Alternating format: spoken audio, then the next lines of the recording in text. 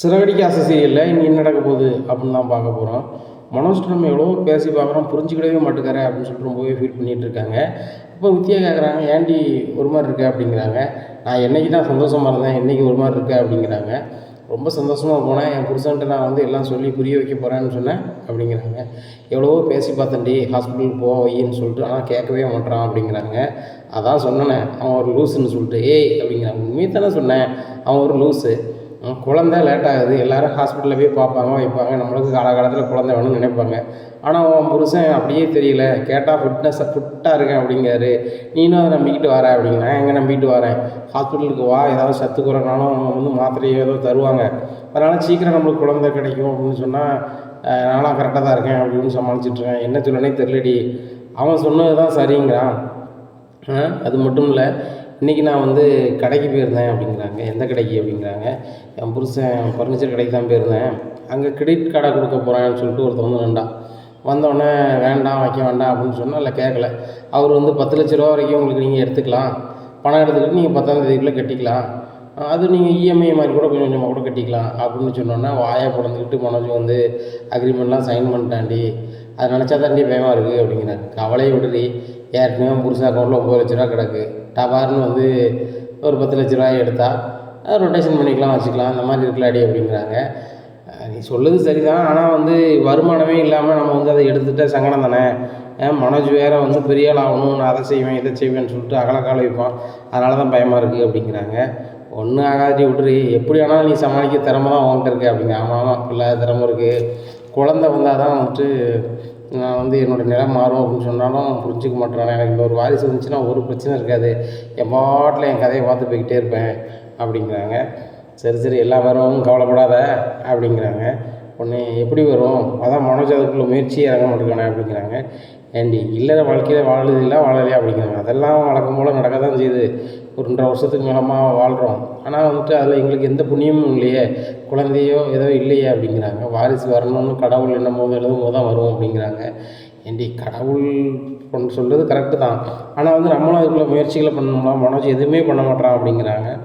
சரி ரைட்டு விடு, அவரை பேசி என்ன போகுது, நீ அதுக்குள்ளே முயற்சிகள் இறங்கு அப்படிங்கிறாங்க. நான் என்ன இறங்க, ஹாஸ்பிட்டல் போய்ட்டு வந்துட்டேன், அவங்க கூட தான் போனேன், பார்த்தேன், எனக்கு எந்த பிரச்சனையும் இல்லைன்னு சொல்லிட்டாங்க. அதே மாதிரி அவனுக்கும் எந்த பிரச்சனை இல்லை அப்படின்னு சொன்னால் அதுக்குள்ளே இது பண்ணலாம் அப்படிங்கிறாங்க. ஏண்டி உன் புருஷனே ஃபிட்டாக இருந்தாலுமே உன் புருஷன் குழம்பி போய் அலைதான், கலர் கலராக மஞ்சள் பச்சை ஊதா சிவப்புன்னு சொல்லி ஒவ்வொரு கலர்லேயே ட்ரெஸ் போட்டு அலைதார். அவரே குழப்பவாதி மாதிரி இருக்கார். இந்த குழப்பவாதி எப்படி வந்து சரியாக போகிறாரு அப்படிங்க, எனக்கு அது தெரில. இப்போ நான் சொல்கிறது எதுவுமே கேட்குறது கிடையாது, எல்லாமே அந்த ஜோசியக்காரன் சாமியாரன்னு சொல்லுறதை தான் கேட்டுக்கிட்டு ஆடிக்கிட்டு இருக்கான் அப்படிங்கிறாங்க. உடனே சரிடி எல்லாம் மாறிடும் வச்சிரும் அப்படி அப்படின்ட்டு இருக்காங்க. எங்கே மாறப்போகுது அப்படின்ட்டு இருக்காங்க. இந்த சூழ்நிலையில் கிரெடிட் கார்டில் கையெழுத்து வந்து அது கிரெடிட் கார்டுக்காக கிடையாது, அவங்க வந்து பழைய குரூப்பு, நிறைய பேர் ஆட்டையை போடுற குரூப்பு, யாரெல்லாம் வந்து புதுசாக பிஸ்னஸ் பண்ணுறாங்களோ, யாரெல்லாம் ரொம்ப பணம்னு ஆசைகள் இருக்கிறாங்களோ அவங்கள ஏமாற்றி வந்து பணத்தை அடிக்கிறது தான் அவங்களுடைய வேலையே. அவங்க வந்துட்டு பேங்க்கில் வந்து உள்ள பணத்தை அவங்க அக்கௌண்ட் நம்பரை தெரிஞ்சுக்கிட்டு அவங்க செக்கில் கையெழுத்து வாங்கி கலெக்ஷன் போட்டு அவங்க எடுத்துக்கிறது, இதுதான் அவங்களுடைய இது. அந்த கிரெடிட் கார்டு கொடுக்குறது மாதிரியே சீனை போட்டு ஒரு வாரத்தில் உங்களுக்கு கிரெடிட் கார்டு வந்துடும், அதில் நீங்கள் கையெழுத்து போடுங்க, அப்படி பண்ணுங்கள் இப்படி பண்ணுங்கன்னு சொல்லிட்டு ஊடையிலே அந்த செக் வச்சுருவாங்க, அந்த செக்லேயும் கையெழுத்து வாங்கிடுவாங்க. இது தெரியாத அவசர கொடுக்குகள் வந்து படிக்காமல் பார்க்காம கையெழுத்து போட்டுருவாங்க. அதே மாதிரி மனோஜும் போட்டிருக்காரு. அப்போது அந்த ஆசாமிகளுக்கு ரொம்பவே சந்தோஷம்.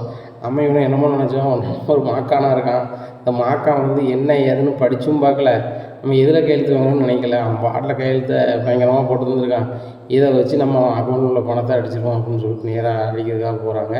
பேங்க்கில் அப்ளை பண்ணுறாங்க, 9 லட்ச ரூபாயை கொடுத்துட்றாங்க. கொடுத்தோன்னே நிறைய பணம் இருக்குன்னு நினச்சி இவ்வளோ தான் இருக்கா அப்படின்னு சொல்லிட்டு இது பண்ணுறாங்க. நம்ம கரெக்டாக 9 லட்ச ரூபா இருக்குன்னு சொல்லி பார்த்தா வந்து இது பண்ணோம் அப்படிங்கிறாங்க. ஆமாம் இல்லை நான் அதை சொல்லலை, இந்த மனோஜ் அக்கௌண்ட் வந்து நிறைய இருக்குன்னு ஆசைப்பட்டோம், ஆனால் பார்த்தா 9 லட்ச ரூபா தான் இருக்குது, அதை சொன்னேன் அப்படிங்கிறாங்க.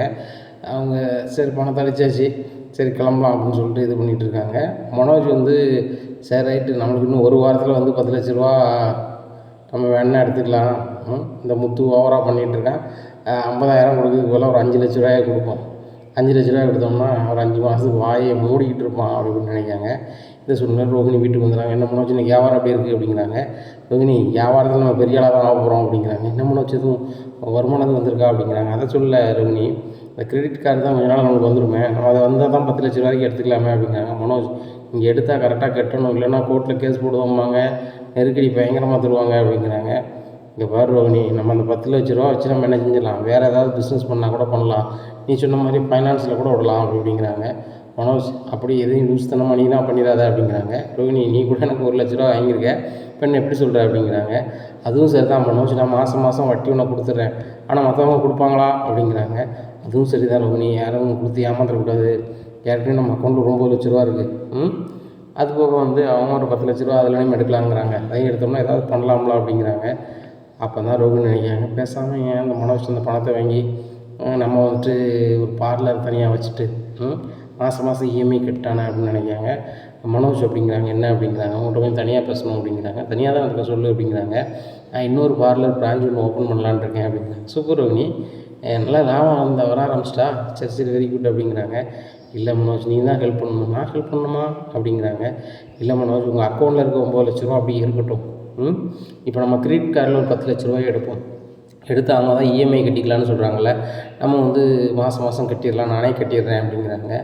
ரோகிணி, அந்த 10 லட்ச ரூபா வச்சு நான் பல கனவு வச்சுருக்கேன், ஏற்கனவே கம்பெனிக்கு கொஞ்சம் பணம் கட்டாமல் இருக்கா அப்படிங்கிறாங்க. ஆமாம், சம்பளம் போடுறதுக்கு ஏசி 2 விற்றுச்சு, அதை தான் சம்பளம் போட்டிருக்கேன், கம்பெனிக்கு ஒன்று கட்டணும்ல அப்படிங்கிறாங்க. என்ன மனோஜ் இப்படி சொல்கிறீங்க அப்படிங்கிறாங்க. ஆமாம் ரோகிணி, 3 லட்ச ரூபா கட்ட வேண்டியிருக்கு, கிரெடிட் கார்டை வச்சு தான் அது கட்ட வேண்டியிருக்கு அப்படிங்கிறாங்க. இப்போ பாருங்கள் மனோஜ், அதை வச்சுலாம் இது பண்ணாதீங்க, உங்கள் கடையில் உள்ள வருமானத்தை வச்சே நீங்கள் அதை பண்ணணும், நீங்கள் வந்து கடன் வாங்கி அதை செஞ்சீங்கன்னா சரி வராது அப்படிங்கிறாங்க. உடனே அப்படி சொல்லுதியோ அப்படிங்கிறேன். அப்படி தான் சொல்கிறேன், நீங்கள் பேசாமல் அந்த 10 லட்ச ரூபாய் எனக்கு எடுத்து தாங்க, நான் வந்து தனியாக ஒரு பார்லர்னு ஒன்று வைக்கேன், அதில் உங்களை வந்து பார்ட்னராக வச்சுருவோம் அப்படிங்கிறாங்க. பார்ட்னரா அப்படிங்கிறாங்க. இல்லை மனோஜ், நீங்களே ஓனராக இருங்க, நான் அதை வந்து நிர்வகிக்கக்கூடிய இதை மட்டும் பண்ணுறேன் அப்படிங்கிறாங்க. அப்படியே சொல்கிறோம் நீ, அப்போ லாபம் எவ்வளோ வரும் ஒரு நாளைக்கு அப்படிங்கிறாங்க. மனோஜுக்கு பாருங்கள், புதுசாக நம்ம பார்லர் ஒரு மெயினான சிட்டியில் வச்சோம்னா கண்டிப்பாக ஒரு நாளைக்கு 20,000 ஓடும், 5,000 செலவு பண்ணாலும் ஒரு நாளைக்கு 15,000 கிடைக்கும். எப்படி ஒரு நாளைக்கு 15,000 கிடைக்கும், மாதம் என்னாச்சு பாருங்கள் அப்படிங்கிறாங்க. ரோஹிணி, மாதம் 4,5 லட்ச ரூபா ஆச்சா அப்படிங்கிறாங்க. ஆமாம் மனோஜ், 4,5 லட்ச ரூபா ஆச்சு, சரியா, ஒரே மாதத்தில் 4,5 லட்ச ரூபா கிடைக்கும். இந்த 4,5 லட்ச ரூபா வச்சு நம்ம கிரெடிட் கார்டு எடுத்து கொஞ்சம் இஎம்ஐ கட்டி தான் 3 மாதத்தில் முடிச்சு விட்ருலாமே அப்படிங்கிறாங்க. ஆமாம் ரோகிணி, 10 லட்ச ரூபாய்க்கு எடுத்து 2 லட்ச ரூபா வட்டி இருந்தால் கூட நம்ம அழகாக கட்டிப்பிடலாம் போலையே அப்படிங்கிறாங்க. சரி ரோகிணி, நம்ம வச்சிடலாம் அப்படிங்கிறாங்க. உடனே ரோகிணிக்கு பயங்கர சந்தோஷம். உடனே வித்யாவுக்கு ஃபோன் அடிக்கிறாங்க. வித்யா அப்படிங்கிறாங்க, இன்னும் வேறு எதுவும் பிரச்சனையா அப்படிங்கிற. ஒரு பிரச்சனை இல்லை, ஒரு சந்தோஷமான செய்தி அப்படிங்கிறாங்க. என்ன அப்படிங்கிறாங்க. மனோஜ் வந்து எனக்காக பார்லர் வச்சு தர போகிறாரு அப்படிங்கிறக்காக பார்லர் வச்சு தர போகிறாரு, யார், அந்த குழப்பவாதியா அப்படிங்கிறாங்க. ஏய், இப்படிலாம் பேசிகிட்டு இருக்காத அப்படிங்கிறாங்க. இங்கே பாரு ரோகிணி, சுதந்திர போராட்டத்தில் மிதவாதி தீவிரவாதி அப்படின்னு ஒரு 2 அணி உண்டு, சரியா, அதே வரிசையில் ஓம் புருஷன் ஒரு குழப்பவாதி அப்படிங்கிறாங்க. என்னடி இப்படி பேசுகிற அப்படின்னு. உண்மையை தான் சொல்கிறேன், அவரே குழப்பத்தில் பேசுகிறாரா இல்லைனா வந்து தூக்கத்தில் உழம்புறாரா என்னன்னு கேட்டுக்க, நாளைக்கு மாற்றி கூட பேசுவார் அப்படிங்கிறாங்க. அதெல்லாம் பேச மாட்டார், டே அக்கௌண்ட்டில் பணம் இருக்குது, 30 லட்ச ரூபா இருக்குது, அதை நாங்கள் எடுக்க போகிறது கிடையாது, இப்போ கிரெடிட் கார்டு ஒன்று வாங்குறோம்ல, அதை வச்சு புதுசாக பார்லர் ஓப்பன் பண்ணி தரலான்னு சொல்லியிருக்காரு அப்படிங்கிறாங்க. நீ தான் பார்லர் நடத்துறதுக்கு நான் பார்த்துட்டு தான் சொன்னேன், இப்போ புருஷங்கன்னு ஆட்டை போடுது அப்படிங்கிறாங்க. ஏண்டி, நான் கூட கிரெடிட் கார்டில் வந்து பணம் வாங்க வேண்டாங்க, நமக்கு ரொட்டேஷன் பண்ண வைக்க முடியாது அப்படி இப்படின்னு சொல்லி தான் பார்த்தேன், ஆனால் அவர் ஏதாவது வகையில் யூஸ் ஆகும்னு சொல்லிக்கிட்டு இருந்தார். சரி ரைட்டு, நம்மளும் ஒரு பார்லர் இது வச்சு ஓப்பன் பண்ணிப்போம், ஏன்னா யார்கிட்டையோ வாங்கி வட்டி கொடுக்குறது காட்டிலும்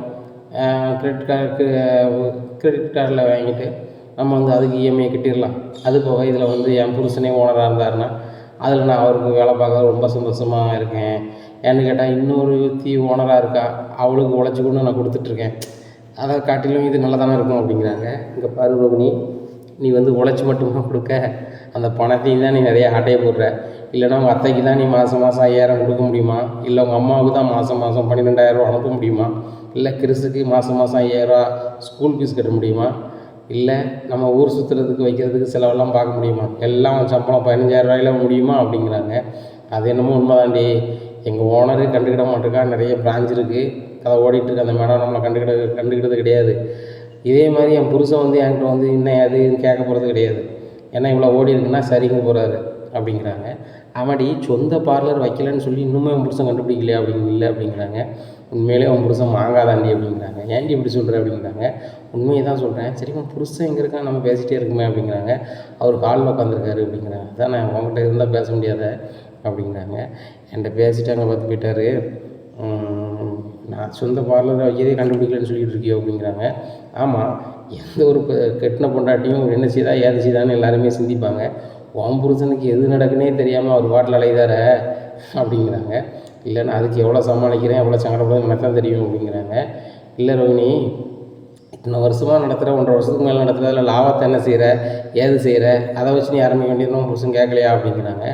இல்லை கேட்டிருக்காரு, நான் பிஸ்னஸில் வந்து அப்படியே சரியாயிடுச்சு அப்படி இப்படின்னு சமாளிச்சுக்கிட்டு கொண்டு போயிட்டு இருக்கேன். மாதம் 5000 அவங்க அம்மா கொடுக்குறதும் தெரியும், வீட்டு செலவு கொடுக்குறதும் அவருக்கு தெரியும். அதனால் பொதுவாக கேட்கல. ஆனால் இவர் வந்து இப்போ தான் பிஸ்னஸ் பண்ண ஆரம்பிச்சிருக்காரு. அதை வச்சு வீட்டு செலவுக்கோ எதுக்கோ கொடுக்கல. ஏன்னா மாதம் 50 ரூபா கொடுக்குதுன்னு சொல்லியிருக்கோம். ஆனால் அதுவும் நெருங்கி வரப்போகுது. அந்த 50,000 கொடுக்காமல் இருக்க முடியாது அப்படிங்கிறாங்க. ரோகிணி, மைண்டில் வச்சுக்க, மாதம் 50,000 வீட்டுக்கு கொடுக்கணும், அது போக இஎம்ஐ கட்டணும். உங்களால் முடியுமா அப்படிங்கிறாங்க. இங்கே பாரு வித்யா, கண்டிப்பாக என்னால் முடியும். மாதம் 50 கொடுக்குறது என் புருஷன் கட்டி கொடுத்துருவாரு, நான் இஎம்ஐ கட்டிடுவேன். ஆக அவருக்கும் பிஸ்னஸ் இருக்கும், எனக்கும் பிஸ்னஸ் இருக்கும். சரிதானா? ஒன்றுமே பிரச்சனை இல்லை, ஜெயின்னு வந்துடலாம் அப்படிங்கிறாங்க. அப்போ என்றைக்கு தான் அவங்க குழந்தை விஷயத்தை பார்க்க போகிறீங்க அப்படிங்கிறாங்க. அதை பார்த்துக்கலாண்டி அப்படிங்கிறாங்க. நீ தான் சொன்னால் சீக்கிரம் குழந்தை பிறந்துச்சுனாக்கா எங்கள் பிரச்சனை பூரா மாறிடும். புதுசாக வரக்கூடிய வாரிசுக்கு தான் என்னுடைய மைனஸ் ப்ளஸ் எல்லாம் வந்து தெரியக்கூடிய அதிகாரம் இருக்குது, அதனுடைய தன்மை தான் இருக்குது அப்படி இப்படின்னா இப்போ அதை பற்றியே பேச மாட்டேங்க அப்படிங்கிறாங்க. நீ சொல்லுது எல்லாம் உண்மை தான், அதை நான் தள்ளி போட்ட போகிறதில்ல, எப்படியாவது ரெடி பண்ண தான் போகிறேன் அப்படிங்கிறாங்க. நல்லா ரெடி பண்ணேன். சரி வேறு என்ன அப்படிங்கிறாங்க. வேறு ஒன்றும் இல்லை, பார்லர் வைக்கலான்னு ஒரு ஐடியா வந்த பிறகு நம்ம கண்டிப்பாக கடைலாம் பார்க்கணும்ல, உனக்கு தெரிஞ்ச இந்த கடை பார்க்குறவங்க ப்ரூக்கர்லாம் தெரியுமா அப்படிங்கிறாங்க. ரோகிணி, உனக்கு தெரியாத ஆட்கள் எனக்கு தெரிய போகுது அப்படிங்கிறாங்க. சரிடி, உங்கள் வீட்டிலேருந்து 2 வீடு தள்ளி ஒரு ஆள் இருப்பார், அவருடைய நம்பர் என்கிட்ட இல்லை, கான்டாக்ட் நம்பர் இல்லை, அவரை போய் பார்க்கலாமா அப்படிங்கிறாங்க. ரோகிணி, மணி எத்தனை தெரியுமா அப்படிங்கிறாங்க. எத்தனை அப்படிங்கிறாங்க. மணி 8. 8 மணி தாண்டி ஆச்சு அப்படிங்க. நைட்டு 8 மணி ஆச்சு அப்படிங்கிறாங்க. இது என்ன சிட்டி தானே, 12 மணி வரைக்கும் எங்கேனாலும் போகலாம் வரலாம், நீ முதல்ல போய் அவரை பார்த்து அவர் நம்பரை ஃபோன் நம்பரை வாங்க அப்படிங்கிறாங்க. சரி போய்ட்டு வரேன் அப்படின்னு சொல்லிட்டு பைக் எடுத்துகிட்டு போகிறாங்க. உடனே அண்ணா இருக்காங்களா அப்படின்னு சொல்லிட்டு வீட்டில் போய் கேட்குறாங்க. வெளில போயிருக்காங்க அப்படிங்கிறாங்க. அவங்க கான்டாக்ட் நம்பர் வேணும் அப்படிங்கிறாங்க. எதுக்குமா அப்படிங்கிறாங்க. இல்லை, என் ஃப்ரெண்டு ஒருத்தி புதுசாக பார்லர் வைக்க போகிறா, ஒரு சில இடங்களில் மெயினான இடங்களை தேர்வு பண்ணியிருக்கா, அந்த இடத்துல கடை இருந்துச்சுன்னா பார்க்கணும், அண்ணனுக்கு என்ன பணம் கொடுக்கணுமோ முன் பணம் கொடுக்கணுமோ கொடுத்துருவா, கமிஷன் ஒன்றும் குறை இருக்காது அப்படிங்கிறாங்க. சரிம்மா ஒரு நம்பர் நான் பிடிங்க அப்படின்னு சொல்லிட்டு நம்பர் கொடுக்குறாங்க. ஏங்க உங்களை பார்க்க வந்திருக்காங்க, அவங்கள்ட்ட உங்கள் நம்பர் கொடுத்துருக்கேன், பேசினா பேசிக்கோங்க அப்படிங்கிறாங்க. சரிம்மா அப்படிங்கிறாங்க. வித்யா ஃபோன் அடித்து பேசுகிறாங்க. உங்கள் வீட்டம்மா முன்னாடி தான் இருக்கிறேன், அவங்க தான் கான்டாக்ட் நம்பரை கொடுத்தாங்க. இந்த மாதிரி என் ஃப்ரெண்டு வந்து ஒரு சில இடத்துல வந்து பார்லர் வைக்கலான்னு ஐடியா வச்சுருக்கிறான். அவள் 2-3 இடம் சொல்கிறான், இந்த இடத்துல பார்லர் வைக்கலாம், இருந்து வச்சா நல்லாயிருக்கும், ஓடும் அப்படின்னு நம்புகிறான். இந்த மாதிரி இடங்களில் வந்து எதுவும் கடைகள் எதுவும் கிடக்கா வைக்கா அப்படிங்கிறாங்க. ஏமா இப்போ தான் சொல்லியிருக்கீங்க, நான் அலைஞ்சி பார்த்துட்டு உங்களுக்கு சொல்லுதம்மா அப்படிங்கிறாங்க. உடனே சரி அப்படிங்கிறாரு. சரிங்கிறாரு. உடனே இவங்க ஃபோனை வச்சிடுறாங்க. உடனே வித்யா ஃபோன் அடிக்கிறாங்க ரோஹிணிக்கு. ரோஹிணி, நீ சொன்னோன்னா அவரை வந்து பார்த்துட்டேன், அவர் கான்டாக்ட் நம்பரும் வாங்கிட்டேன், அவர் டீம் பேசிட்டேன், அவங்க வீட்டை மட்டும் சொல்லிட்டேன். இல்லை, நீ எந்த இடத்துல பார்க்க சொன்னியோ 2-3 இடத்த சொல்லியிருக்கேன், அந்த இடத்துல பார்த்துட்டு கூப்பிடுதுன்னு இருக்காரு அப்படிங்கிறாங்க. சரி ரைட்டு அப்படிங்கிறாங்க. இந்த சூழ்நிலையில் வித்யாவுக்கு ஒரு ஃபோன் அடிக்கிறாரு. ஏம்மா, நீங்கள் சொன்ன இடத்துல ஒரு 2 இடத்துல கடைகள் கிடக்கு, நல்ல பெரிய கடையாக இருக்கும், 3 கடை சேர்ந்தே நீங்கள் பார்லர் வச்சுக்கலாம், மத்தியில் வந்து அவங்க செவரெல்லாம் எடுத்து வந்துடுவாங்க, வச்சுருவாங்க, நீங்கள் நடத்திக்கலாம் அப்படிங்கிறாங்க. சரி ரைட்டு, வாடகை என்னென்னு கேட்டிங்களா அப்படி அப்படின்னு கேட்குறாங்க. வாடகை வந்து ஒரு கடைக்கு வந்து 5000 சொல்கிறாங்கம்மா, 3 கடையும் சேர்த்து 15,000 அட்வான்ஸ் வந்து 1,50,000 லட்ச அட்வான்ஸ்மா அப்படிங்கிறாங்க. 10 மாதம் வாடகையா அப்படிங்கிறாங்க. 10 மாதம் வாடகை அட்வான்ஸு, நீங்கள் வந்து நாளைக்கு பார்த்தீங்கன்னா கூட பிடிச்சா கூட நீங்களே இது பண்ணிக்கலாம் அப்படிங்கிறாங்க. சரி நான் ரோஹினிட்டு சொல்கிறேன்னு சொல்லிட்டு, ரோஹினி ஒரு கடை ஒன்று கிடச்சிச்சு, அதுக்குள்ளே கிடச்சிட்டாடி அப்படிங்கிறாங்க. நம்ம பார்க்க போன ஆள் அப்படி கமிஷன் ஆளாக பிறப்பான். சரியா, ஐயா 2 கடை கிடக்குன்னு சொல்லிட்டான், அதனால் நாளைக்கு காலைல பார்த்துடலாம் அப்படிங்கிறாங்க. சரி ரைட்டு அப்படிங்கிறாங்க. இந்த சூழ்நிலையில் காலையிலே புறப்பட்டு வராங்க வித்யா வீட்டுக்கு. கடையை பார்க்க போகிறாங்க. கடை சுத்தமாகவே பிடிக்கல, கடை பார்வை இல்லாமல் இருக்குது. அவர் கமிஷனுக்காக எப்படியாவது இவங்களை கோர்த்து விட்டு கமிஷன் வாங்கிருன்னு சொல்லிட்டு, ஏமா சூப்பர் கடைமா வச்சா அப்படி ஓடுமா இப்படி ஓடுமா அப்படிங்கிறாங்க. இங்கே பாருங்கள், நாங்கள் 2 பேரும் தான் ஓடணும், இங்கேயாவது கடைலாம் ஓடாது, கடை பார்வை இல்லை, பார்வை இல்லாமல் இருக்குது, அதனால் வேறு கடை தான் பாருங்கள் அப்படிங்க. என்னம்மா சொல்கிறீங்க அப்படிங்கிறாங்க. ஆமாம் அப்படிங்கிறாங்க. உங்களுக்காக நான் அலைஞ்சி திரிஞ்சு எல்லாம் ரெடி பண்ணியிருக்கேன் அப்படிங்கிறாங்க. ஏங்க நேற்று ஃபோனில் பேசியிருக்கோம், ஃபோன்லேயே ரெடி பண்ணிட்டேன்னு சொல்லிட்டீங்க, இங்கே வந்து பார்க்க வந்திருக்கோம், இதில் என்ன செலவு அப்படிங்கிறாங்க.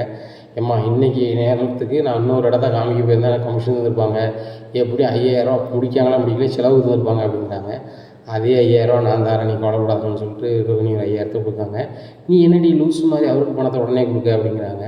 இல்லடி அப்போ நான் தாண்டி 4 இடத்துல பார்த்து சொல்லுவாங்க அப்படிங்கிறாங்க. ஏம்மா பொழைக்க தெரிஞ்சவம்மா, சூப்பர் இடத்துல பார்த்துட்டு உன்னை கூப்பிடுதம்மா அப்படிங்கிறாங்க. சரி ரைட்டு, இன்னொரு இடம்னு சொன்னீங்களா அப்படிங்கிறாங்க. சும்மா தான் சொன்னம்மா, ஒரு இடம் தான் பார்த்தேன் அப்படிங்கிறாங்க. சரி சரி, அதையும் போய் சொல்லிடாதீங்க, அதே போல் இதை மாதிரி இடத்த காமிக்காதீங்க, நல்ல பார்வையாக இருக்கணும், லேடிஸ் வந்து போகிற மாதிரி இருக்கணும், அதுபோக கார் பார்க்கிங் விடுற இடம் மாதிரி இருக்கணும் பார்த்துக்கோங்க அப்படிங்கிறாங்க. சரிம்மா அப்படின்னு சொல்லிட்டு கிளம்பி போகிறாங்க. ஏன்டி எதுக்கு எடுத்தாலும் நீ பொசுக்குன்னு பணத்தையே கொடுத்துட்ருக்க அப்படிங்கிறாங்க வித்யா ரோகிணிகிட்ட. இல்லடி, புரோக்கர் மாதிரிலாம் என்னத்தையாவது நம்ம கொடுத்தா தான் அவங்க வந்து விசுவாசமாக இருப்பாங்க, இல்லைன்னா நம்மளுக்கு தேவையான இடத்த வந்து பார்த்து தர மாட்டாங்க. அதனால தான் எனக்கு எவ்வளோ அனுபவம் இருக்கும், நான் மொதல் பார்லர் வச்சுருந்துருக்கேன், அதுபோக நான் வீடு நம்ம தங்குற வீடு பூரா நான் தானே புரோக்கர் வச்சு பார்ப்பேன், எனக்கு தெரியாதுங்க நான் தானே பார்ப்பேன், அதனால் எனக்கு அவங்ககிட்ட பேசி வச்சு அனுபவம் எல்லாமே இருக்குது, அதனால் இதை நீ தலையிடாத, நான் பார்த்துக்கிறேன் அப்படிங்கிறாங்க.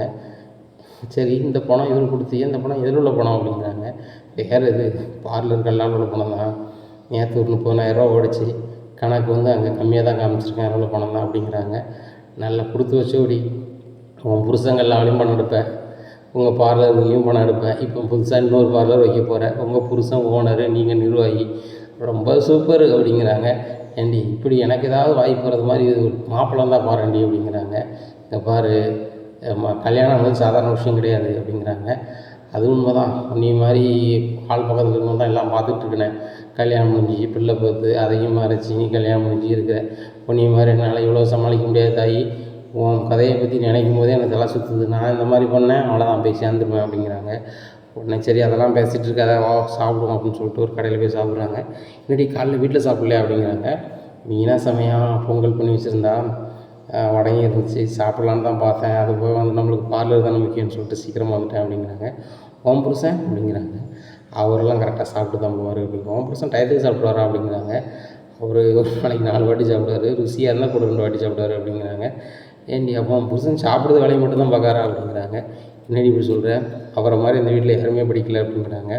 இங்கே பாரு, அந்த வீட்டில் வேணால் அவர் அதிகம் படிச்சிருக்கலாம், இந்த ஊர்லேயோ இந்த தெருவுலையோ இந்த நாட்டிலையோ நிறைய பேர் நிறைய படிச்சிருக்காங்க, உன் புருஷன் மட்டும்தான் அலுவசமாக படித்தான்னு சொல்லாத, அதுபோக உன் புருஷன் படிச்சுட்டு படிப்புக்குள்ளே வேலையும் பார்க்கல, அதுபோக படித்த ஆள் மாதிரி நடக்கலை அப்படிங்கிறாங்க. ஆமாம், இப்படியே என் புருஷனை குறை சொல்லிக்கிட்டே இரு, என் புருஷனோட மக்கான ஒரு புருஷன் தான் உனக்கு கிடைப்பான் அப்படிங்கிறாங்க.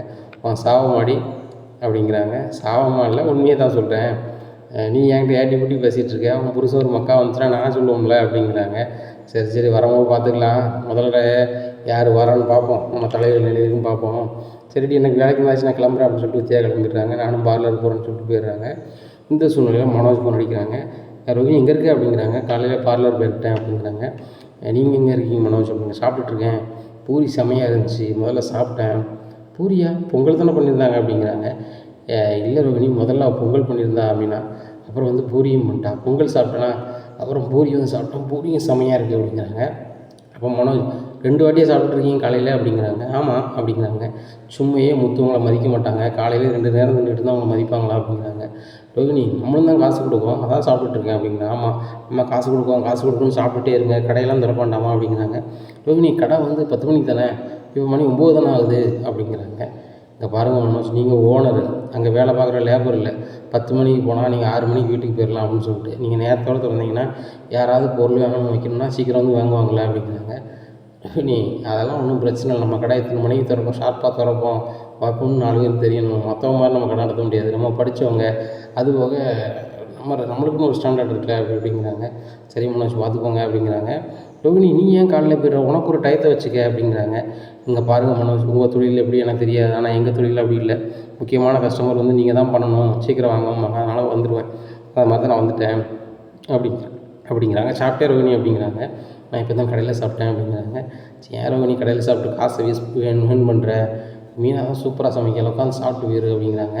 அங்கே சாப்பிட்டா எனக்கு ஒரு 5000 வருமானம் போயிடும், பரவாயில்லையா அப்படிங்கிறாங்க. இல்லை வருமானம் தான் போயிட வேண்டியதான், நீ பாரு அப்படிங்கிறாங்க. ரோஹிணி, அந்த பணத்தெல்லாம் அப்படியே சேர்த்து வை, மாதம் 50 ரூபா கொடுக்காது, யூஸ் ஆகும் அப்படிங்கிறாங்க. ஆஹா, மனோஜ் கடையை வச்சு 50 ரூபா கொடுக்கலான்னு பார்த்தா எப்படி பேசுகிறாரு அப்படின்னு சொல்லிட்டு, மனோஜ் நானும் முயற்சி பண்ணுறேன், நீங்களும் பண்ணுங்க அப்படிங்கிறாங்க. ரோஹிணி, நான் முயற்சி பண்ணிட்டு தான் இருக்கேன், ஒன்றும் நடக்க மாட்டேங்குது அப்படிங்கிறாங்க. இங்கே பாருங்கள் மனோஜ், 2 விஷயம், ஒன்று சிந்திக்கணும், 2வது சாப்பாட்டுக்கு நம்ம முக்கியத்துவமே கொடுக்கக்கூடாது, அது ஒரு பேருக்கு தான், அதை நம்ம கொடுத்தா வந்து நம்ம வாழ்க்கையில் முன்னேற முடியாது அப்படிங்கிறாங்க.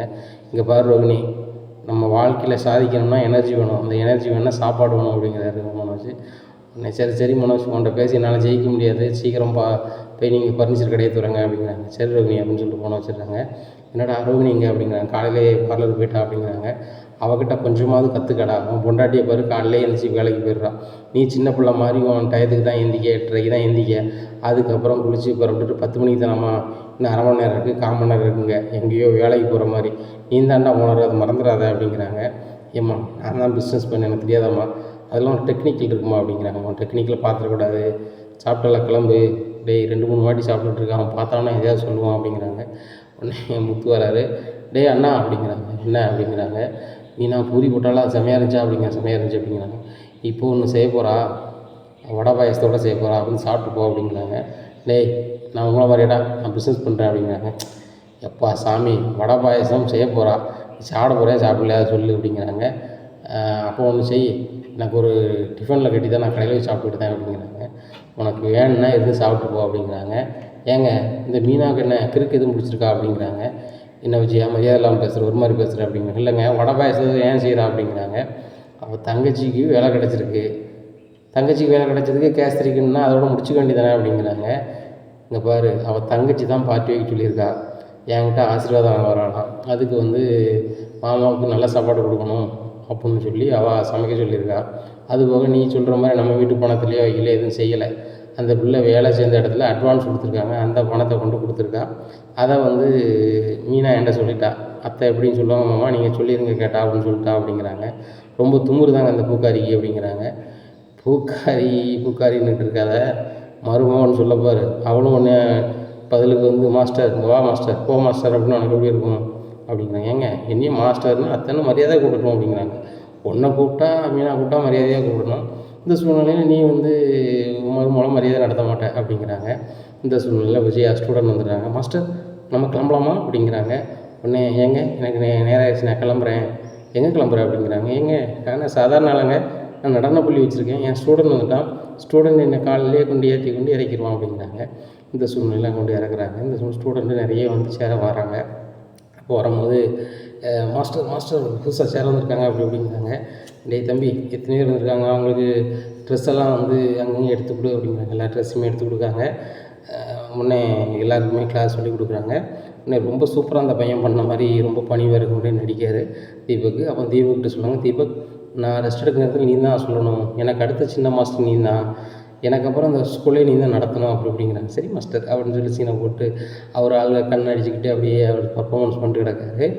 இந்த சூழ்நிலையில் விஜயா பார்வதிட்ட பேசிகிட்டு இருக்காங்க. பார்த்தியா, நான் வந்த கொஞ்ச நாள்லேயே ஒரு ஸ்டூடெண்ட் எனக்குன்னே அந்த மாதிரி வந்துட்டான், இப்போ அவன் எல்லாமே பார்த்துக்குவான் அப்படிங்கிறாங்க. அந்த ஸ்டூடெண்ட்டை பூரா சொல்கிறாங்க, மாஸ்டர் என்ன செய்வாங்களோ எது செய்வாங்களோ தெரியாது, நான் உங்களுக்கு எல்லாருமே ஃப்ரீயாக தான் கொடுவேன், ரெஸ்ட் எடுங்க அப்படின்னு சொல்லிட்டு ரெஸ்ட் எடுக்க சொல்லிட்டு அவர் காதலிக்கிட்ட பயங்கரமாக பேசிகிட்டு இருக்காங்க. இந்த சூழ்நிலையில் பார்வதி சொல்கிறாங்க, என்ன சவுண்டே இல்லை அப்படிங்கிறாங்க. அது நான் சாப்பிட்டா நடனம் ஆடுறதுன்னு சொல்லி கொடுத்துருக்கேன் அப்படிங்க. அப்படியா, அந்தளவுக்குலாம் நீ திறமை வச்சுருக்கியா விஜயா அப்படிங்கிற. பிறகு இன்றைக்கி பார்த்தல ஒரே நாளில் 16 பேர் சேர்ந்துருக்காங்க, எவ்வளோ ஸ்டூடெண்ட் எனக்கு வர போகிறாங்க பாரு அப்படிங்கிறாங்க. எல்லாம் என் ஐடியா தானே அப்படிங்கிறாங்க. உன் ஐடியா பண்ணால் நான் செயல்படுத்தணும்னா நான் மாஸ்டர் அப்படிங்கிறாங்க. அப்போ இல்லாத மாஸ்டரு சவுண்டே கேட்கல, போய் என்னென்னு பாரு அப்படிங்கிறாங்க. அங்கே போய் எல்லோரையும் போய் பார்க்க போகிறாங்க. எல்லோரும் தரையில் உட்காந்துருக்காங்க. அப்படியே தீபக் என்னாச்சு அப்படிங்கிறாங்க. இல்லை மேடம் இவ்வளோ நேரம் இது பண்ணாங்க, அசதியில் உட்காந்துருக்காங்க அப்படிங்கிறாங்க. அப்படியா அப்படின்னு சொல்லி பார்வதி எல்லாருக்குமே காஃபி போடு அப்படிங்கிறாங்க. விஜயாட்ட சொல்கிறாங்க, இங்கே பாரு விஜயா, இவ்வளோ பேருக்கும் காஃபி போடுறதுக்கு என் வீட்டில் பாக்கெட் பாலும் இல்லை, அதுவும் என்னால் போட முடியாது, மாஸ்டர் நீ போடு அப்படிங்கிறாங்க. நம்மளுக்கு காஃபி போடுறதுக்குன்னே ஒரு ஆளை வேலைக்கு வைக்கணும் அப்படிங்கிறாங்க. சரி விஜய் அப்படியாவது வை, எனக்கு சமையலுக்கு அதை வச்சு சமையல் பண்ணாமையாவது நான் ரெஸ்ட் எடுப்பேன் அப்படிங்கிறாங்க. உனக்கு சொல்ல, என் நடன பள்ளிக்கு தான் சொல்கிறேன், பேசாமல் மீனாக்கிட்ட காஃபி வாங்கி கொண்டு வர வேண்டியதானே அப்படிங்கிறாங்க. உடனே அதுவும் நல்ல ஐடியா தான், அவளை பூக்கட்டை நோட்டி இங்கே காஃபி போட்டு வச்சுட்டு போ அப்படின்னு சொல்லிடலாம் அப்படிங்கிறாங்க. அதை அவள் செய்வாளா அப்படிங்க. ஏன் செய்ய மாட்டா, செஞ்சு தான் ஆகணும், நான் மாமியார் சொன்னால் செய்ய மாட்டாளோ அப்படிங்கிறாங்க. இதில் மட்டும் நீ மாமியார் ஆயிடுவேன், மற்றபடி அவளை பூக்காரிம்ப அப்படிங்கிறாங்க. முத்ததுக்கு அனுமதிப்பானா அப்படிங்கிறாங்க. ஆமாம் அவன் அனுமதிக்க மாட்டான், அவன் பண்ணதை இதுக்கு சப்போர்ட்டுக்கு தானே இவன் தூக்கு ஆட்டம் ஆடிக்கிட்டு இருக்கா அப்படிங்கிறாங்க. அவன் மட்டும் ஆடிக்கிட்டு இருக்கா, நீ தான் ஆடிக்கிட்டு இருக்க விடு அப்படிங்கிறாங்க. இந்த சூழ்நிலையில் சரி பார்த்துக்கலாம் அப்படின்னு சொல்லிட்டு பேசிகிட்டு இருக்காங்க. அப்போ ஸ்டூடெண்ட் பூரா போயிட்டு வர மாஸ்டர் அப்படிங்கிறாங்க. மாஸ்டர் முன்னாக்கா அதுக்கு பயங்கரமான சந்தோஷமாக இருக்குது. பார்த்தியா பார்வதி, இவ்வளோ நாளும் நான் ரொம்ப மனசங்கடத்தில் இருந்தேன், எப்போ அந்த ஸ்டூடெண்ட்லாம் என்கிட்ட நடனம் கற்றுக்கிட்டதுக்கு வந்தாங்களோ அதுலேருந்து நான் புத்துணர்ச்சி பெற்றுட்டேன். அது போக வந்து இப்போ என் கையிலையும் காசு இருக்குது. நீ தான் சொன்ன ஃபீஸுன்னு சொல்ல வேண்டாம், நடனம் ஆடுறதுக்குள்ளேயே ஃபீஸ் அதில் கலெக்ட் பண்ணிடலாம்னு சொல்லி அதை கலெக்ட் பண்ணோம். இன்றைக்கி ஒரு அமௌண்ட் வந்துருச்சு. நாளைக்கு எத்தனை ஸ்டூடெண்ட் வராங்கன்னு தெரில. அதனால் நம்ம கையில் இருக்க காசை வச்சு நிறைய வந்து ட்ரெஸ் வாங்கிட்டு வந்துடலாம் அப்படிங்கிறாங்க. நேராக போகிறாங்க. துணி கடையில் போய் கம்மியான விலையில் ட்ரெஸ்ஸை கேட்குறாங்க. அவங்க ஒரு ஃப்ளோருக்கு போங்கங்கிறாங்க. அங்கே போகிறாங்க. போய் நிறைய ஆர்டர் பண்ணி ஒரு ஆட்டோ நிறைய கொண்டு வராங்க. கொண்டு வந்துட்டு இங்கே இறக்குறாங்க. இறக்குனோடனே நிறைய ஸ்டூடெண்ட் வந்து கேட்குறாங்க. புதுசாக ஆரம்பிச்சு இந்த ஸ்கூல் தானே அது ஸ்கூல் தானே ஆமாங்கிறாங்க. மறுபடியும் ஒரு 8 பேர் வந்து அட்மிஷன் போட்டு போகிறாங்க. அவங்களுக்கும் ட்ரெஸ்ஸை கொடுக்குறாங்க. பார்வதி போகிற பக்கம் பார்த்தா நம்ம பெரிய ஆளாயிரம் போல் அப்படி இப்படின்ட்டு இருக்காங்க. அப்போது ஸ்டூடெண்ட்டுக்கு ஃபோன் அடி அப்படிங்கிறாங்க. என் ஸ்டூடெண்ட் இப்போ தான் போயிருக்கான், ஆனால் நான் ஃபோன் அடிச்சு வந்துடுவேன். தீபக் அப்படிங்கிறாங்க. ஆசான் சொல்லுங்கள் ஆசான் அப்படிங்கிறாங்க. வீட்டுக்கு போகணும்பா பைக் எடு அப்படிங்கிறாங்க. பைக் எடுத்து வீட்டில் கொண்டு விட்டுறாங்க. இந்த சூழ்நிலையில் அந்த தீபக் பையன் அந்த பொண்ணுக்கு ஃபோன் அடிக்கிறாங்க. ரதி எல்லாமே நீ நம்ப ஆரம்பிச்சிட்டாங்க. இனிமேல் மேடம் வந்து என்னை கண்டுக்கிடவே மாட்டாங்க. அதே மாதிரி உனக்கு நான் வந்து சொல்லிக் கொடுக்கேன் அப்படின்னு சொன்னால் சரின்னு தான் சொல்லிடுவாங்க அப்படிங்கிறாங்க. அப்படியா அப்படிங்கிறாங்க. ரைட்டு அப்படின்னு மறுநாள் பரதநாட்டிய கிளாஸ் நடக்கு. அந்த கிளாஸுக்கு வந்து ரதியை வந்து தனிக்கு நான் சொல்கிறேன். இந்த ஸ்டூடெண்ட் வந்து ரொம்ப நல்லா பண்ணுற மாதிரி தீபக் காட்டிக்கிறாரு. அப்போ வந்து ஒரு சிலவங்களுக்கு வந்து ஸ்டெப் தெரியலைன்னா நீ சொல்லிக் கொடு அப்படின்னு சொல்லிட்டுருவாங்க. ரதிக்கு தான் சரியாக ஸ்டெப் தெரியல, நான் சொல்லிக் கொடுக்கட்டுமா அப்படின்னா சரி சொல்லிக் கொடு, அந்த ரூமில் சொல்லிக் கொடு அப்படிங்கிறாங்க. அந்த ரூமில் சொல்லிக் கொடுக்குறாங்க. கதை அடைச்சிட்டு உள்ள அங்கே லவ் பண்ண ஆரம்பிச்சிடுறாங்க. இந்த சூழ்நிலை ரதியோட அப்பா வந்து வராரு. ஏற்கனவே அந்த பையனும் தீபக்கை வந்து சத்தம் போட்டு விட்ருக்காரு. என் பொண்ணுகிட்ட பேசக்கூடாது, வைக்கக்கூடாது, உனக்கு எங்களுக்கு சரி வராதுன்னு சொல்லிட்டு. அப்போ என் பொண்ணாங்க அப்படிங்கிறாங்க. என் ஸ்டூடெண்ட் தீபக் வந்து சொல்லிக் கொடுக்காரு அப்படிங்கிறாங்க. எங்கே சொல்லிக் கொடுக்காரு? இவ்வளோ பேருக்கும் நீங்கள் தானே மாஸ்டர், அவங்களுக்கு மட்டும் தனியாக சொல்லிக் கொடுக்கீங்க அப்படிங்கிறாங்க. இல்லை அவன் வந்து என்னோடய ஸ்டூடெண்ட் அவன் வந்து நான் கரெக்டாக அவனை சொல்லிக் கொடுத்துருக்கேன். அதை அவன் புரிஞ்சுக்கிட்டான். அதனால் அடுத்த ஸ்டூடெண்ட்டுக்கு எதுவும் சரியாக தெரிலன்னா அவன் சொல்லிக் கொடுக்க போயிருக்கான் அப்படிங்கிறாங்க. கதவை திறக்கிறாங்க. 2 பேரும் ஒருத்தருக்கு ஒருத்தர் பக்கத்தில் உட்காந்து கொஞ்சிக்கிட்டு இருக்காங்க. இதை பார்த்தோன்னா அப்பாவுக்கு சரியான இதாகிடுது. என்னம்மா இது பரதநாட்டிய ஸ்கூலில் வேற ஒன்றும் நடத்துறியா அப்படி இப்படின்னு கேட்குறாங்க. விஜயாவில் ஒரு பேரும் சொல்ல முடியும். தீபக் என்னடா செய்கிற அப்படிங்கிறாங்க. மாஸ்டர் நீங்கள் தானே மாஸ்டர் சொன்னீங்க, தெரியாத சொல்லிக் கொடுக்க சொன்னீங்க, அது தெரியலன்னு சொன்னால் அதான் சொல்லிக் கொடுத்துட்ருக்கேன் அப்படிங்கிறாங்க. டேய் அவள் என் பொண்ணு தூரந்திட்டா அப்படின்ட்டு அந்த பொண்ணை கூட்டி போயிடுறாங்க. நான் எல்லாத்தையுமே சொல்கிறாங்க. இந்த மாதிரி இந்த வாசல் இருக்கிறவங்ககிட்ட இந்த மாதிரி இந்த பரதநாட்டிய ஸ்கூல் சரி கிடையாது, யாரும் சேர்க்காதாங்க அப்படிங்கிறாங்க. அப்போ இவங்களோட பெற்றோர்லாம் வெளியே நிற்கிறாங்க. அவங்க அப்புறம் இந்த இதெல்லாம் ஒரு பரதநாட்டிய ஸ்கூலாக, இந்த ஸ்கூலுக்கு வரையவே கூடாது, நல்லவங்களையும் கெடுத்துருவாங்க அப்படி இப்படின்னு சொல்லி எல்லாருமே கொடுத்துட்டு போயிடுறாங்க. இந்த சூழ்நிலையில் வந்துட்டு தீபக்கிட்ட கேட்குறாங்க, ஏன்டா அப்படி பண்ணேன், உன்னால் என் பிஸ்னஸே போச்சு அப்படிங்கிறாங்க. மாஸ்டர் உங்கள்கிட்ட நான் பரதநாட்டியம் கற்றுக்கிட்டதுக்கு வரல, நான் அவளை லவ் பண்ணேன், சந்திக்கிறதுக்கு ஒரு இடமே கிடைக்கல, உங்ககிட்ட வந்து பர்ஃபார்மன்ஸ் பண்ணோம்னா நீங்கள் நம்பி என்னையும் அவனையும் பேச விட்ருவீங்கன்னு பார்த்தேன். கிட்டத்தட்ட ஒரு 15 நாளுக்கு எனக்கு அவட நல்லா பேசினேன், வச்சேன், ஜாலியாக இருந்தேன். சரி என்னோடய காதலை வளர்க்குறதுக்கு இது ஒரு உத்வேகமாக இருந்துச்சு. அவங்க அப்பா வந்தார், வழக்கம் போல் மாட்டிக்கிட்டோம், ஒன்றும் பிரச்சனை இல்லை. அடுத்து ஏதாவது படிக்கணும்னு சொல்லுவாள், அங்கே நான் போய் சேர வேண்டியிருக்கும். பாப்பா மாஸ்டர் கிளம்புற மாஸ்டர் அப்படின்ட்டு அவர் கிளம்பிடுறாரு. இங்கே தலையில் துண்டை போட்டு உட்காந்துருக்காங்க விஜயா. கையில் இருந்த காசு எல்லாமே ட்ரெஸ் எடுத்து கொண்டு கொடுத்துட்டேன். இப்போ நம்ம நடன பள்ளிக்கு வேறு வந்து அசிங்கமாக போயிடுச்சு, இன்னும் ஒருத்தனும் சேர மாட்டானே, போட்ட முதலும் அவ்வளோதானே. ஏற்கனவே வீட்டில் அவ்வளோ பில்டப் பண்ணிக்கிட்டு இருந்தேன் நான் மாஸ்டர்ன்ட்டு. இப்போ நான் வீட்டில் போய் அவ்வளோ அப்படி ஆயிடுச்சுன்னு சொன்னோம்னா என் வீட்டுக்காரர் நீ கழுவி ஊற்றிடுவார் அப்படின்னு சொல்லிட்டு வீட்டுக்கு போகிறாங்க. இந்த சூழ்நிலையில் அண்ணாமலை கேட்குறாங்க, என்ன மாஸ்டர் சீக்கிரம் வந்தீங்க அப்படிங்கிறாங்க. நீ விஜயனை கூப்பிட வேண்டியதானே அப்படிங்கிறாங்க. உனக்கு மாஸ்டர்னு சொன்னால் தானே பிடிக்கி அப்படிங்கிறாங்க. நீங்கள் விஜயனை கூப்பிடுங்க அப்படிங்கிறாங்க. உன் ஸ்டூடெண்ட் கொண்டு விடலை அப்படிங்கிறாங்க. அவனை பற்றி பேசாதாங்க அப்படிங்கிறாங்க. காலையில் என்னன்னா அவனை மாதிரி ஸ்டூடெண்ட்டே கிடையாது உலகத்தில், என்ன இப்போ அப்படி சொல்லுது அப்படிங்கிறாங்க. இல்லைங்க அவன் இப்படி பண்ணிட்டான் அப்படிங்கிறாங்க. அண்ணாமலை பயங்கரமாக ஆச்சரிக்கிறாங்க. உடனே முத்து வராரு, என்னப்பா என்னாச்சுப்பா அப்படிங்கிறாங்க. எங்கள் வாடா முத்து அப்படிங்கிறாங்க. இந்த மாதிரி கதைடா அப்படிங்கிறாங்க. எப்பா அவன் மொழியே சரி கிடையாது, அம்மாவுக்கு வந்து மாஸ்டர்னு கூட்டணும்னா தலையில் தூக்கி வச்சு ஆடுனாங்க. கடைசியில் இப்படி பண்ணிட்டானா ரைட்டு, இனிமேல் யார் ஸ்கூலில் சேருவா அப்படிங்கிறே, அதெல்லாம் ஆட்கள் வருவாங்கடா அப்படிங்கிறாங்க. பார்க்கலாம் அவர் கெட்ட பேர் அனுப்புகிற அந்த இடத்துக்கு யார் வராங்கன்னு பார்க்கலாம் அப்படிங்கிறாங்க. நான் இப்படி ஆகணும் தானே நீனும் முன்னாடி நினச்சி அப்படிங்கிறாங்க. அங்கே பாருங்கள், உங்கள் நடன பள்ளிக்கும் எங்களுக்கு எந்த சம்மந்தமும் கிடையாது, நீங்கள் என்னத்தையும் அதை பண்ணுங்க வைங்க, என்னத்தையும் பண்ணிட்டு போங்க அப்படிங்கிறாங்க. இந்த சூழ்நிலை மனோஜ் வராது, என்னம்மா உங்கள் நடன பள்ளியில் ஏதோ பிரச்சனைன்னு சொல்லிட்டு ஆன்லைனில் வந்துட்டுருக்கு அப்படி, என்னடா சொல்கிற அப்படிங்கிறாங்க. அந்த பிள்ளையோட அப்பா வந்து வீடியோ ஒன்று போட்டிருக்காரு, இந்த நடன பள்ளியில் வந்து நல்லா சொல்லிக் கொடுப்பாங்கன்னு சொல்லி அனுப்புனேன், ஃப்ரீயாக சொல்லிக் கொடுப்பாங்கன்னு பார்த்தா வந்து என் பொண்ணை வந்து தவறான வழி நடத்தக்கூடிய இடமா அவங்க உருவாக்குறாங்க, இந்த நடன பள்ளியில் யாரும் படிக்காதங்க. அது போக இவங்க மேலே நடவடிக்கை எடுக்கணும்னு சொல்லி அவர் ஆன்லைனில் போட்டிருக்காரு. போகிற பக்கம் பார்த்தா போலீஸ் வந்து உங்களை அரெஸ்ட் பண்ணாலும் அரெஸ்ட் பண்ணுவாங்க அப்படிங்கிறாங்க. என்னடா சொல்கிற அப்படிங்கிறேன். ஆமாம், விதிமுறை மீறி வந்து நீங்கள் ஒரு வீட்டில் ஒரு நடனப்பள்ளி இவ்வளோ பேருக்கு வச்சதும் பெர்மிஷனே வாங்காமல் பண்ணியிருக்கீங்க. மற்றபடி அதுங்க சொல்லிக் கொடுக்காம ஏமாத்துறீங்க வைக்கணும்னு யாராவது பெட்டிஷன் கொடுத்தா கண்டிப்பாக வந்து உங்கள் மேலே நடவடிக்கை எடுப்பாங்க அப்படிங்கிறாங்க. இன்னும் என்னங்க இவன் சொல்கிறான் அப்படிங்கிறாங்க. விஜயா சட்டப்படி பண்ண வாய்ப்பு இருக்குது அப்படிங்கிறாங்க. உடனே டேய் மனோஜ், இவ்வளோ தெரிஞ்சிருக்கலடா, நீ சொல்லலாம்ல அப்படிங்கிறாங்க. ஏமா எனக்கு இது தெரியும், நான் சொன்னோம்னா இது நினைப்பீங்கன்னு சொல்லலை, நான் இவ்வளோ டிகிரி படிச்சிருக்கேன் எனக்கு தெரியாதாம்மா அப்படின்னு பில்டப் பண்ணிகிட்ருக்காங்க. இந்த சொன்ன ரோகிணி வராங்க. என்ன ஆண்டி இப்படி பண்ணி வச்சுருக்கீங்க அப்படிங்கிறாங்க. நான் என்னம்மா பண்ணேன் அப்படிங்கிறாங்க. ஒரு ஸ்டூடெண்ட்டை நம்பி ஏன் இன்னொரு ஸ்டூடெண்ட்டு கிளாஸ் எடுக்க போட்டீங்க, பாருங்கள் உங்களுக்கு இவ்வளோ கெட்ட பேர் ஆயிடுச்சு, உங்கள் நடனப்பள்ளி எவ்வளோ கஷ்டப்பட்டு வச்சிங்க அப்படிங்கிறாங்க. விஜயா ரொம்பவே வந்துட்டுருக்காங்க. முத்து சொல்கிறார், என்ன வந்தாலும் பார்த்துக்கலாம், தலைக்கு மேலே தண்ணி போனவர் பார்த்துக்கலாம் விடுங்க அப்படின்னு சொல்லிட்டு அவர் பாட்டில் போகிறாரு. இங்கே விஜயாவுக்கு நிம்மதியாகவே இல்லை, ரூமில் போய் உட்காந்துருக்காங்க. நான் என்ன சொல்கிறேன், தூங்கு அப்படிங்கிறாங்க. தூக்கம் எங்கே வருது, மன நிம்மதியே இல்லை அப்படிங்கிறாங்க. வராது, எதுவுமே வந்து உனக்கு தான் தெரிஞ்ச மாதிரி ஆடனா இப்படி தான் வந்து நிற்கும் அப்படிங்கிறாங்க. இப்படியா இருக்குது. மறுநாள் காலையில் விடியுது.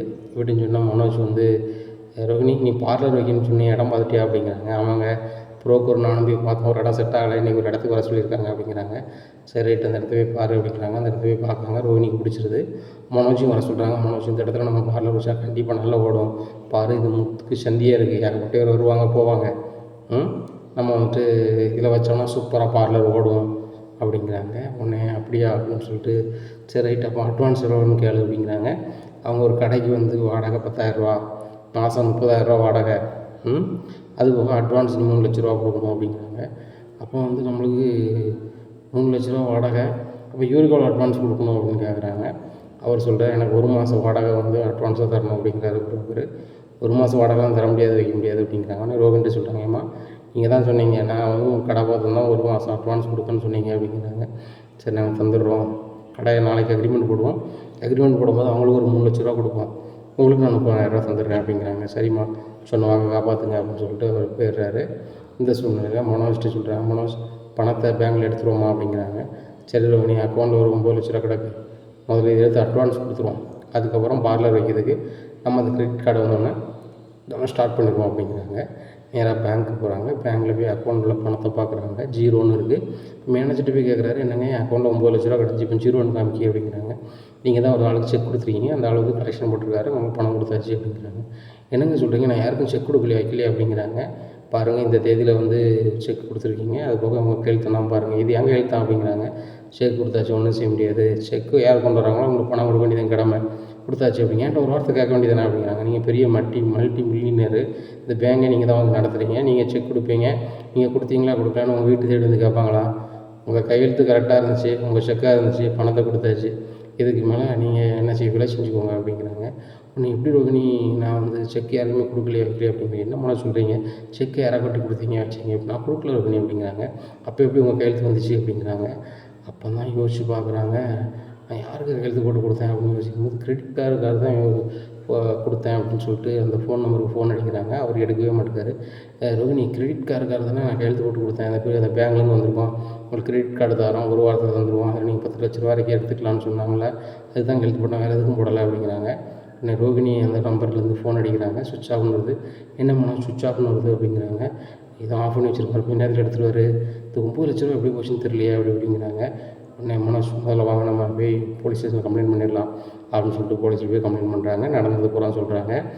இன்ஸ்பெக்டர் சிரிக்காரு, ஏமாறதுக்குன்னே எதுவும் இருப்பியா, ஒவ்வொரு வகையாக ஏமாறுதியா, முதல்ல என்னன்னா உன் பர்னிச்சர் கடையில் பொருளை பூரா வாங்கிட்டு கள்ள பணத்தை கொடுத்துட்டு போனாங்க, இப்போ நான் கையெழுத்து போட்டு அவனை செக் எடுத்துருக்கானுங்க, நீ படித்தேன்னா என்னத்தை படித்த, உன்னை கையெழுத்து போடுறதுன்னு வாட்டி படித்து பார்த்துட்டு கையெழுத்து போட மாட்டியா, இல்லை என்ன செய்கிறான்னு பார்க்க மாட்டியா அப்படிங்கிறாங்க.